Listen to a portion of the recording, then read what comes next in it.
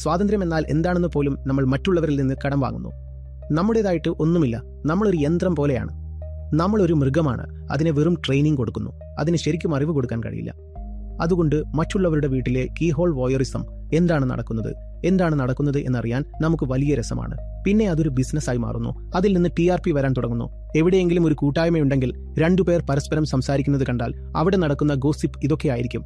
ആ അയൽക്കാരി റീനയില്ലേ, അവൾക്ക് ദുബൈയുടെ ബില്ലുവുമായി അഫയർ ഉണ്ട്. 2 സ്ത്രീകൾ എതിരെതിരെ നിന്ന് സംസാരിക്കുന്നതു ആരുടെ വീട്ടില എന്താണ് നടക്കുന്നത് എന്ന് പരസ്പരം പറയുകയാണ്. പുരുഷന്മാർക്കുമുണ്ട്. അവരുടേത് വേറെ തരത്തിലുള്ള വോയറിസമാണ്.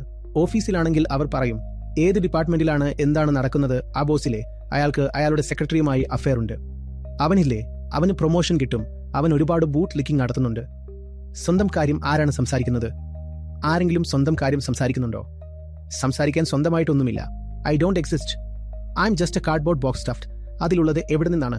ഞാൻ നിങ്ങളോട് ചോദിക്കുകയാണ്, മറ്റുള്ളവരിൽ നിന്ന് വന്നതൊഴികെ നിങ്ങളുടെ കയ്യിൽ എന്തെങ്കിലും ഉണ്ടോ? പറയൂ. നിങ്ങൾക്ക് ഈ ചോദ്യത്തിന് ഉത്തരം നൽകാൻ കഴിഞ്ഞാൽ എന്തുകൊണ്ടാണ് ബിഗ് ബോസ് വിജയിക്കുന്നത് എന്ന് നിങ്ങൾക്ക് മനസ്സിലാകും. മറ്റുള്ളവരിൽ നിന്ന് നിങ്ങൾക്ക് ലഭിച്ചതൊഴികെ നിങ്ങളുടെ കയ്യിൽ എന്തെങ്കിലും ഉണ്ടോ?